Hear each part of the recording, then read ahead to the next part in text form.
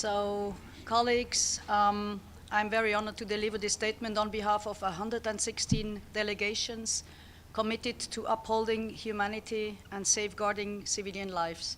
And I cannot read all the countries here, but we have lists and we will certainly publish it on a website, and certainly are grateful to each and every country who has co-signed. Let me begin by paying tribute to all humanitarian and UN personnel from the front line to this very building. Whether you are working for a local NGO or for a major international organization, locally recruited or deployed as an international staff, your work and your dedication is essential to save lives and to alleviate the suffering of millions of people around the world. You serve tirelessly and courageously under extremely challenging conditions. Today, we just heard it, there are over 120 armed conflicts around the world.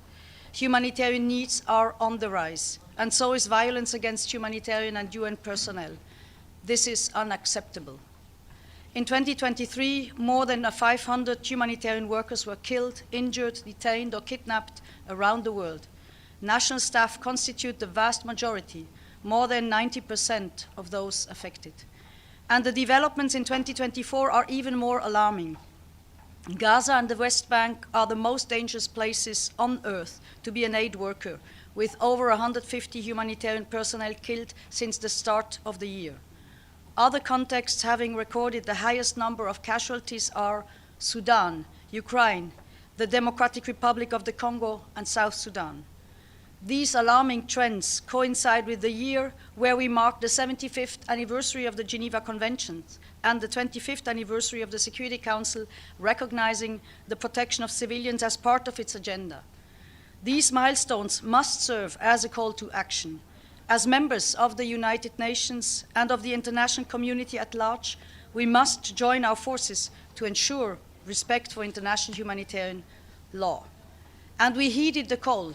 6 months ago, the Security Council adopted Resolution 2730 on the protection of humanitarian personnel and UN and associated personnel, including national and locally recruited personnel, and their premises and assets. We reiterate our support for this resolution and call for its immediate implementation by all actors. We welcome the recommendations of the Secretary General on measures to prevent and respond to incidents of violence against humanitarian and UN personnel, to ensure accountability in these cases and to enhance their protection. These recommendations add to the toolbox that allows us to translate political will into action. Because there is no time to waste, we stand together, 116 delegations, to reaffirm our commitment. First, to respect and protect humanitarian personnel and United Nations and associated personnel, including national and locally recruited personnel, in accordance with our obligations under international law.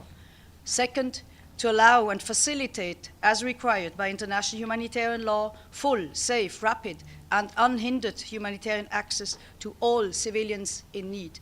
And third, to hold accountable those who compromise the safety and security of UN and humanitarian personnel in violation of international law. We will repeat it as long as it is needed. Civilians and those who assist them must be respected and protected. They are not a target. I thank you. Thank you very much, colleagues.